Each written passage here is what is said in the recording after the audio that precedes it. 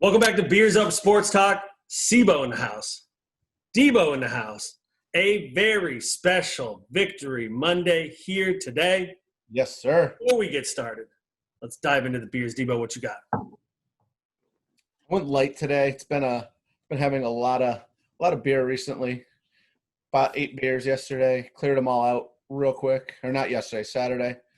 So I'm just drinking a nice Corona in my Packers koozie.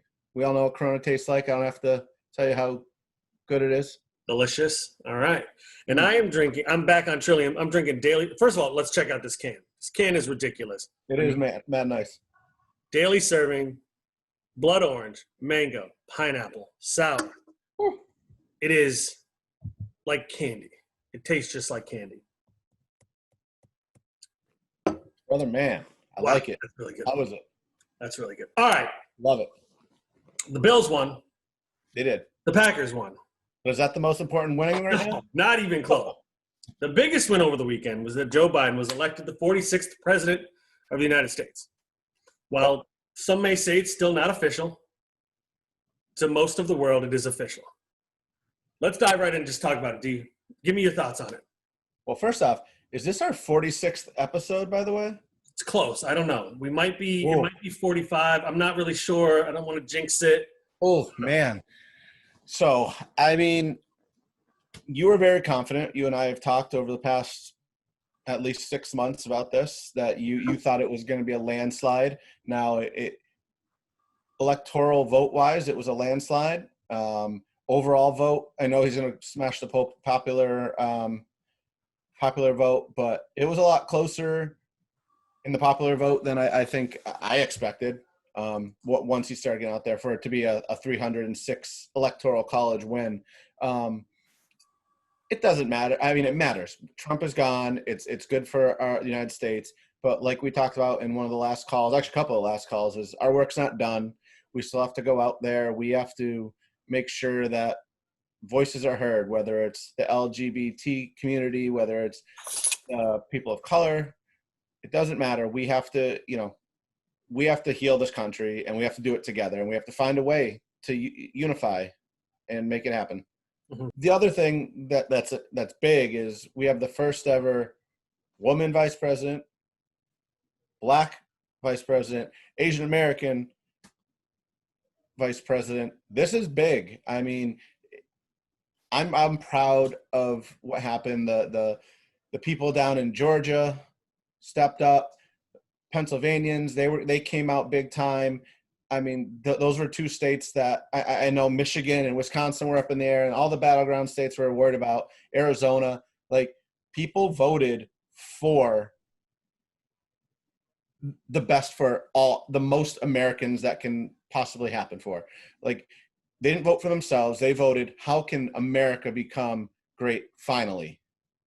And this is how we're going to do it.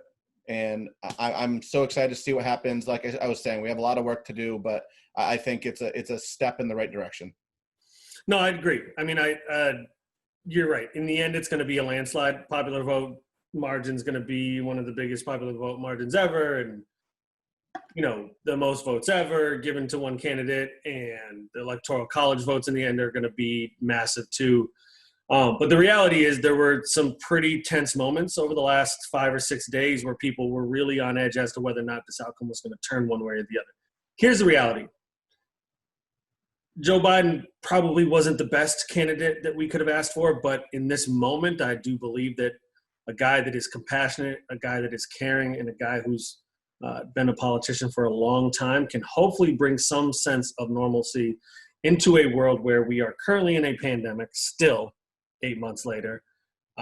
Hatred and misinformation have never been greater in this moment. And the only way we're going to get out of it, in my opinion, is by beginning to talk to each other again and beginning to work together again. I don't know that that's going to happen. I have huge expectations for Biden and Harris. And I think the most important thing that everybody can do, both Democrats, Republicans, independents, I don't care what party you are, is to push these people that are going to be in charge for the next 4 years to make this country a better place than it has been. People have pointed to the successes that Donald Trump has had as president. I don't necessarily see all of them, but the reality is he's stretched the fabric of this country thin. People do not like talking to each other if they're on different sides of political agendas. He has helped this spread of disinformation come to a head where, people will believe anything that comes out of his mouth. It's almost sad, right? And so, yes, Joe Biden's an old white guy. He's been in politics for 40 some odd years, and he isn't the most exciting guy in the world. But you know what? He's in now. He's won the election. He's got a vice president, to your point, who is an African-American female. She's an Asian-American female. Kamala Harris is awesome, and we should all really take a moment to just digest how important this is for this country to have a Black Asian American woman as vice president. It's incredible, and there are a lot of people that are angry right now because Donald Trump isn't president, and that's all they're angry about. They can shout about the things that they're angry about, but the reality is there's a lot of people, LGBT community you mentioned, women who could lose their rights, people of color who were terrified about what he was going to do with his second term. And now all of those people are able to take a deep breath and come to the table with these Democratic leaders and push them to make some real change. And, I've heard that Biden wants to repeal the Muslim ban and do some things that can get people of color feeling a little bit better about their position in this country. And I'm all for it, because the reality is where we were over this last year is pretty scary. I know some people don't feel it because they live in rural communities or they live away from people of color, but those people have been feeling like their life is on edge these last couple of years, and I'm glad that they can finally take a breath. Yeah, and to your point about having the burden off your back and just feeling, the weight of the world. I mean, I'm white male, and I felt it, so I can only imagine what it would have felt like for all these marginalized communities to finally feel like they now have a voice again and they can actually move forward with the right leadership. Yeah, and I don't want to get into too much, but anybody that was complaining about the groups of people that were out on Saturday afternoon and Saturday evening celebrating in big groups, y'all weren't saying nothing when Trump was having his rally, so shut your mouths. All right. Tell me about the Packers, man. Thursday night smackdown of the 49ers, though they were really like the 29ers because they're about half of what they normally are. Yeah, I mean, so this is what I'm going to say. I don't have a lot to take away from this 49ers game. The biggest takeaway I have is the NFL fucked San Francisco over. We kind of talked about this. Like, Tennessee got a bye and they got to recover, and they even had practices when they weren't supposed to be practicing, and they basically got time to get healthy.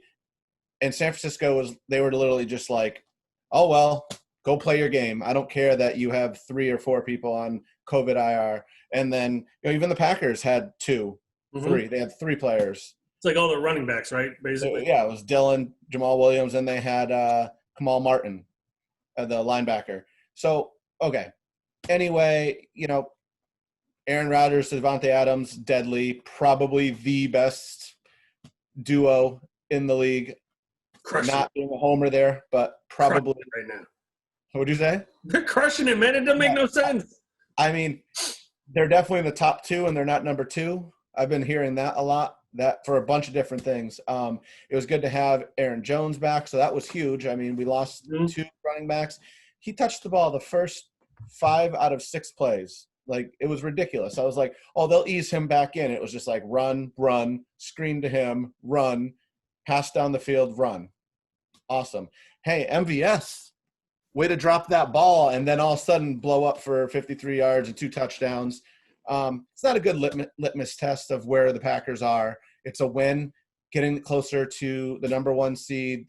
Right now they're in 3rd due to splitting with the Saints. Or I'm sorry, 1 win against Saints, 1 loss against the Seahawks. So, the tiebreaker goes to the Saints right now. The only thing I'll mention is the defense finally got a couple turnovers, and that's what a blowout ends up being. And again, Mullins was the quarterback, and they had Richie James the receiver who had a really good game. He had a fantastic game, but I mean, he was the only one there. I'll say this. Absolute smackdown. Yep. 49ers shouldn't even been on the field. But this is what has got to be frustrating about being a Packers fan is you have this game, and to your point, last week you were talking about how it's just not enough to have Lazard come back. It isn't enough to just bank on these wide receivers. And then you go out and you absolutely smash the 49ers, a team that you talked about at the beginning of the season completely demolishing you guys in the playoffs last year. You talked about this game for a couple of weeks, and obviously they weren't healthy. They haven't been healthy all year. But the reality is you guys come out, absolutely lay the smackdown on them, wide receivers catching everything, and for a moment it's like, oh, well, we've got wide receivers, so guys, remember, we didn't need any help. And then a week from now, when there's a couple of drops and the game's close or you lose a game, it's going to be back. You know, it's kind of like this vicious cycle, and I know it's been happening for a couple of years with the Packers, but it's just kind of one of those moments where, like, I just think about last week where you're like, damn it, we have nothing and we could have got something, and now it's like we caught everything the other night.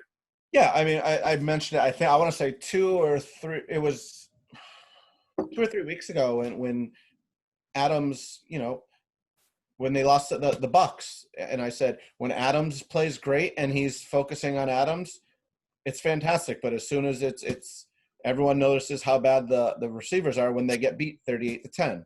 Right. I mean, you'll take it. We won it 6-2, 5-2, whatever it is. 6-2. You're on to the next one. I mean, again, that's a win is a win. In the NFL, a win is a win. That's it. I mean, the schedule is really nice down the stretch. They still have to play the Bears twice, who are offensively challenged right now. Still a decent defense, but then you got Jacksonville. Tennessee, I think, is probably their toughest test left. So, yeah. I mean, they have a good chance to only lose like 1 or 2 more games if they keep playing like this. Bills, man, they looked like a whole new team. I'm finally doing my homework here. Last week I talked about, you know, you got to find ways to win, right? They played this ugly game against the Jets where it's just field goal city. Against the Patriots, they win, but it always felt like they were one play away from either blowing them out or falling apart. This game, they just came out and smacked the Seahawks in the mouth. They get the 50-plus yard return on the opening kickoff, which Andre Roberts keeps taking it out of the end zone and just scares the hell out of me. Well, before you keep going, so I actually saw the kickoff, and I'm like, what is he doing? Then I'm like, go. So, yeah. So I want to talk about Josh Allen because he is turning into a really good quarterback. His biggest problem is sticking to the game plan, I think. If he sticks to the game plan, I think Brian Daboll can offensively create a game plan against any defense. He's clearly been able to do that. He's found the soft parts in a defense and been able to pick them up. It comes down to Josh Allen actually executing. Yep. Against the Jets, he was trying too hard. Against the Jets, he was trying to throw the ball down the field when they were playing a soft zone, and he should have just been dumping it down underneath. This game, they get the big return. He comes out. They have a plan because Seattle's defense was pretty beat up, and they were playing super soft, and he just picked them apart on that first drive. 2 quick short passes, and then the long pass to McKenzie for the touchdown, and they were off and running. And then when Seattle just decided, well, screw it, we're just going to put Jamal Adams up on line, who, by the way, Jamal Adams is terrifying when he's blitzing. They basically decided we're just going to let him blitz almost every play for the rest of the game. It took him a series or 2 to get used to it. Also, it took them to, you know, run a screen here and there and run the ball once in a while to open up those passes. But once he got over that, again, he just took what the defense gave him. And again, Stephon Diggs, really nice to have him on the team. Yeah. Leads the league in receptions, leads the league in yards. He is clearly the guy that sets the table for them. John Brown's getting catches. Tight ends getting catches. They're catching out of the backfield. But Stephon Diggs is just always open. And God forbid you try to play defense on him with a zone, he's going to get open. He's just too good. Yeah. He's just too good. And again, the Bills got out to a lead, and we've talked a lot about this. These NFL defenses are built to get a lead and then blitz the crap out of the quarterback. And that's what they did to Russell Wilson. They knocked him down 16 times yesterday. Most in the NFL this season. a couple of sacks. He took an absolute beating. And if it wasn't for him making some absolute ridiculous plays down the end, this is like a 20-point blowout. I mean, it finishes 44-34, but without him, the Bills giving up the 55-yard bomb and then making that and getting that last score, like this is a 20, 25-point win. Which that 55-yard bomb was ridiculous. Yeah. He just rolls out and, they just lost track of him and he underthrew him, but it was and they had done great all game. All game they had done. They blitzed and they stayed back. I kept getting mad because tight ends were getting open underneath, but the Bills clearly had a plan. They weren't going to let Russell Wilson beat him deep because he's so good and because DJ Metcalf can catch anything. That guy's terrifying. But they kept it. I mean, Tyler Lockett did nothing. Nothing. I mean, I think that's how you beat Seattle, right? I think you let their tight ends catch it because it's Olsen and Disley. They're not going to burn you. It's not like letting Kittle or Kelsey catch it. They're not going to outrun most – even linebackers at this point. So I think, that's a good point to just, and again, you run you blitz a guy like Russell Wilson, because if you don't blitz him, which they didn't at the beginning of the game, they tried the 4-man rush and he was picking them apart. And what the Bills did was they were able to kind of keep him out of the end zone. They stopped him on 4th and goal. They got the interception. That was the big play because Seattle came right down the field. We were on the goal line, and then they threw the interception in the end zone. And then the Bills were off and running, but when you have a good quarterback, you have to blitz them, because if you don't, they're going to pick you apart. Because again, Lockett, Metcalf, the tight ends, Moore's a really good receiver too. Let's not forget him. Like they have talent everywhere, and so you just have to go get Wilson. And again, they went after him. He fumbled the ball twice, threw 2 interceptions, and the Bills took care of the ball on offense. They just did. Yeah, I sat him in fantasy and played the Cardinals, who got me next. In fantasy. They still gave up 34 points, man. The reality is their defense played well. They did enough to get a win. That's what the NFL is today. It's not a defense wins the game. Your defense has to play well enough to give your offense a chance. Well, the defense won the game by getting all those turnovers. I mean, it's a different way. The offense got out there. If Josh Allen was 17 of 19 at one point, and at one point they showed the play selection, it was 19 passes to 3 runs. Like, he needs to make the plays. He needs to and again, most of those passes weren't contested. Most of those passes was some guy standing on the sideline like this with nobody around him for 2-3 yards. So, he's got to make those plays. And he made them early on, and that's what they were able to get the lead. And now they go to Arizona, and then they've got their bye. Which, again, they got a real shot to beat Arizona because Arizona's up and down. Arizona's definitely up and down. They're talented, but again, up and down. So if the Bills can get after Murray, which he's a different beast, he can run. Just kind of scares the crap out of me, but my guess is they're just going to go after him. All you can do. Yeah, I mean, here's the deal. Like you said, a win's a win. They're 7-2. I can't see the crazy stat that QB sneak touchdown for Russell Wilson was the first of his career. It probably should be the second after they did it in the Super Bowl. All right. Instead of doing a little review of the NFL of the week that was, we're going to dive into the Midseason awards. Yeah, because we are halfway there. You and I like to do awards. It is what it is. We've got MVP, Rookie of the Year. We've got biggest surprise, biggest disappointment. And then we've got 2 bold predictions coming down the road. I might have 6 bold predictions that I'm not really sure about, but it is what it is. MVP, most valuable player, first 9 weeks. Who you got? All right. No one's going to be surprised by this. I mean, it's hard for anyone to not say Rodgers at this point. He's played 2 games without Adams. He's played a game without Aaron Jones. He's spent most of the season without the second receiver, Allen Lazard. Right now, he's leading the NFL in QBR at 86.9, and his passer rate is 117.5. He doesn't have the most yards or the most TDs. He is close. He's only 4 behind Wilson. But he's done a crazy job with the pass catchers he has. He makes the right plays. The only thing he did wrong was he stared at Devontae Adams against the Bucks, and it turned into a pick six and a blowout.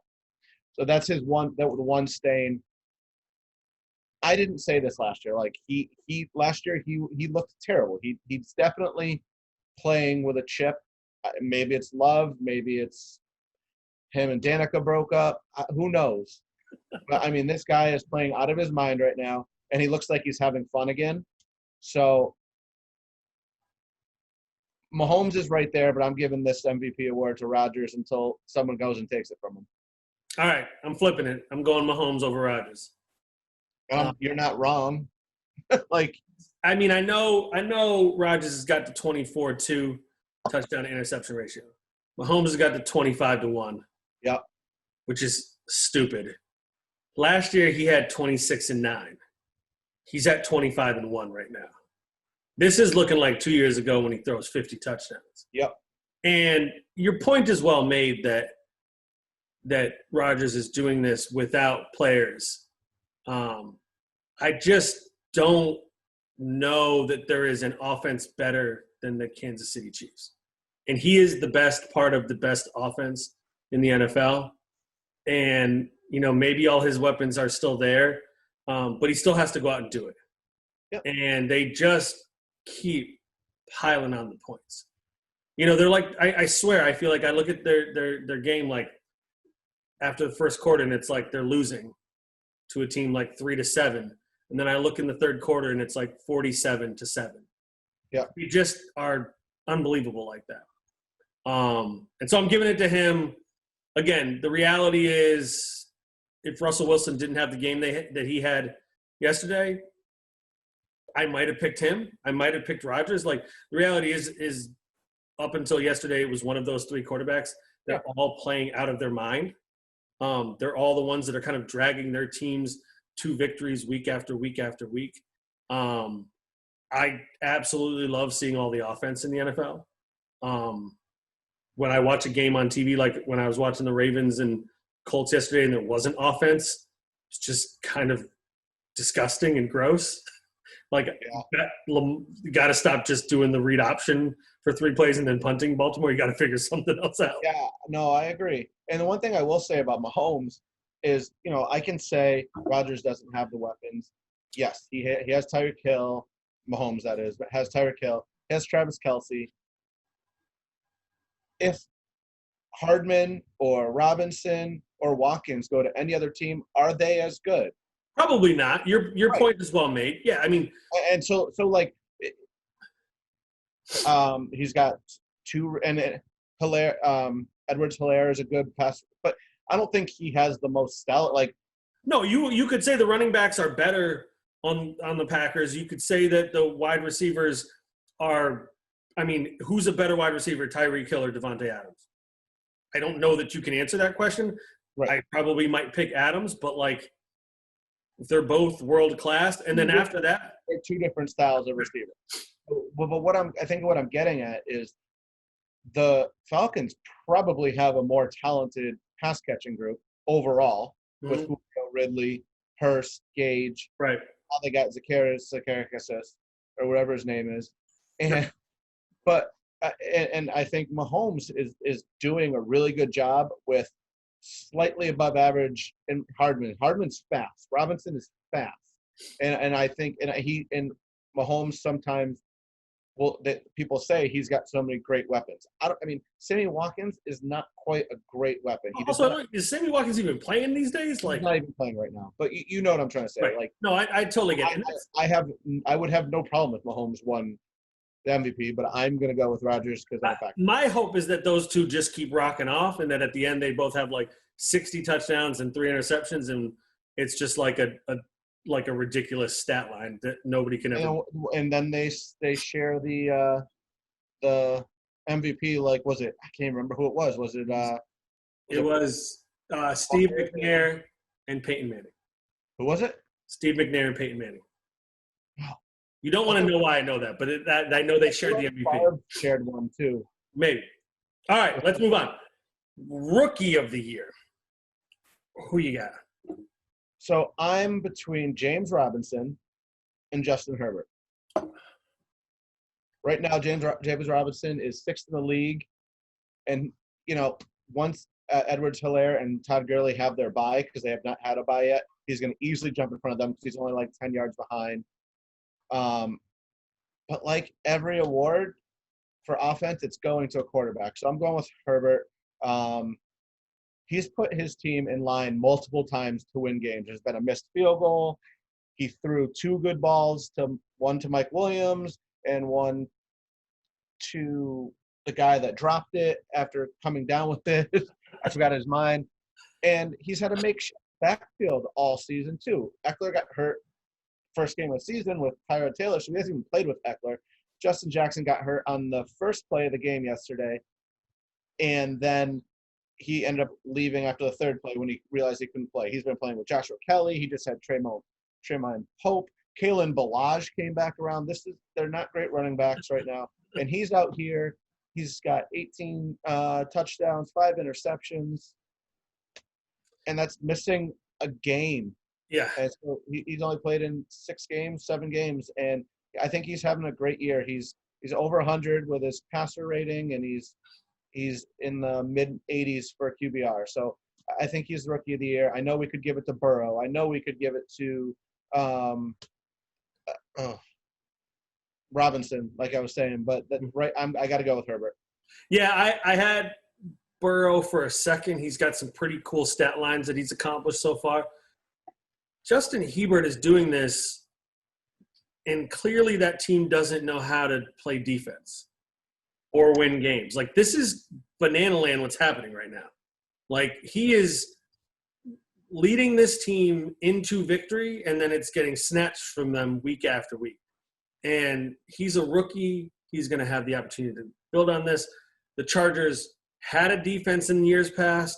The reason they couldn't get over the hump is because their offense wasn't doing – this guy is slinging it. You're right, 17 touchdowns, 5 interceptions, whatever it is.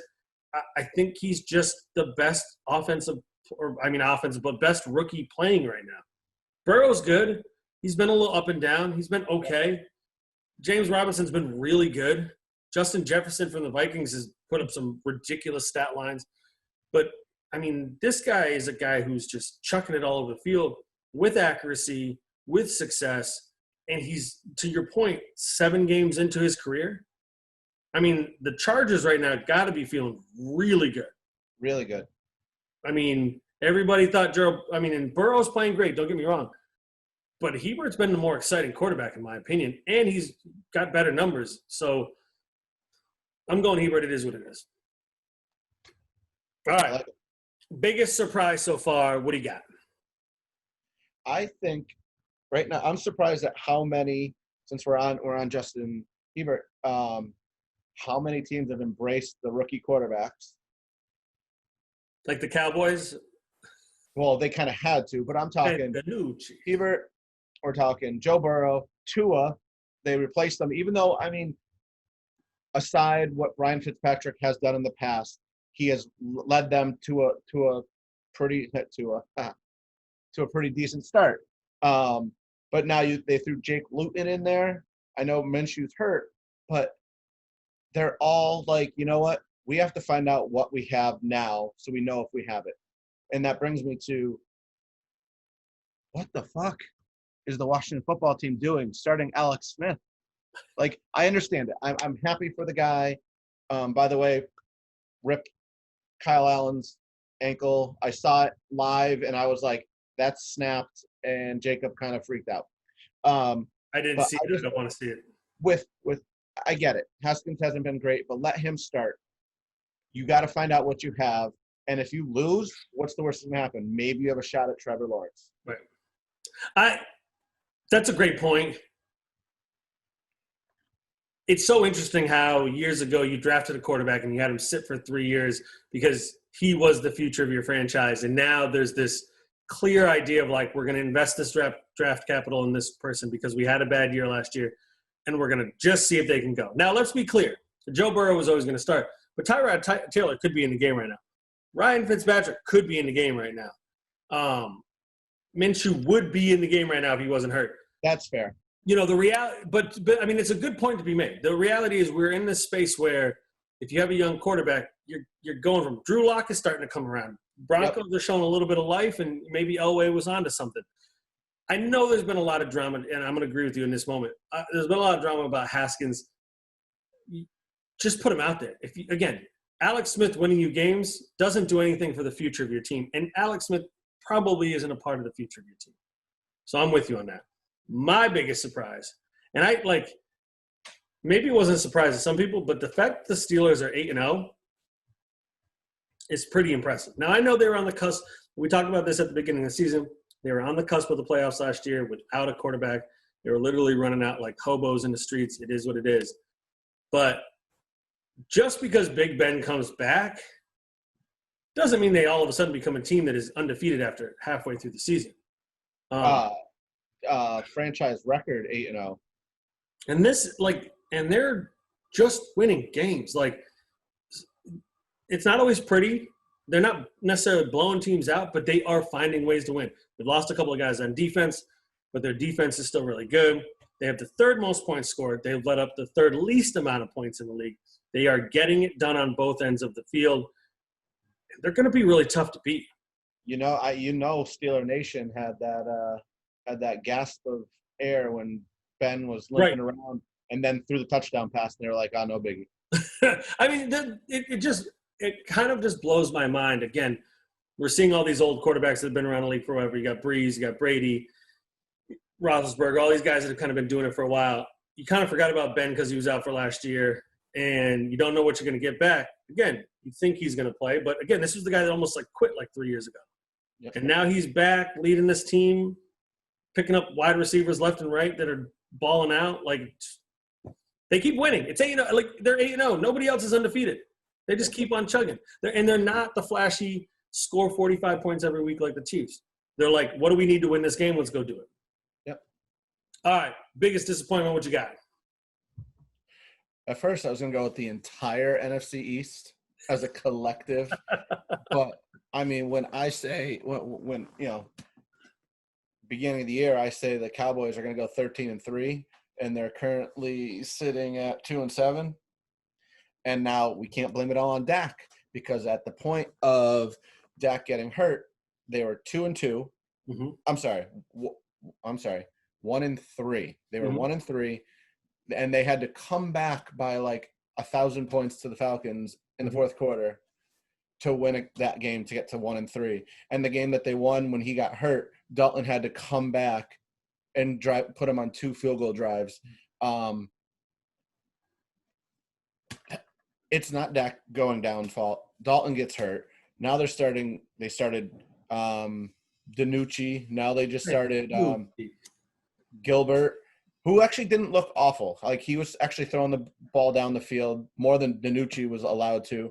I mean, this team, with all that talent on the team, that's the biggest disappointment in the league. It's not even close.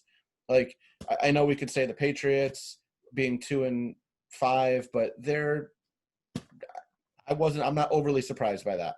I'm surprised by Dallas. And I'm right there with you. I chose the 49ers, and I know they have all these injuries. But regardless of all the injuries, Jimmy G hasn't looked right. Mm-mm. They're not playing with the same intensity. Their defense hasn't been as good. And this is a team I think we both expected to win a lot of games and go deep into the playoffs. They were in the Super Bowl last year. Was it last year, right? Yeah. Wow, that's really bad that I already forgot that. And for them to be just kind of a shell of their former self is just kind of disappointing to me. And again, I just feel like the NFC East is a disappointment unto itself. But, I don't know. I get that there's a lot of injuries. Maybe it's bad luck. Maybe, I don't know. Why do you have so many freaking injuries? I guess it's just luck of the draw. But, again, I feel like they're a Super Bowl team that's about to have a new quarterback.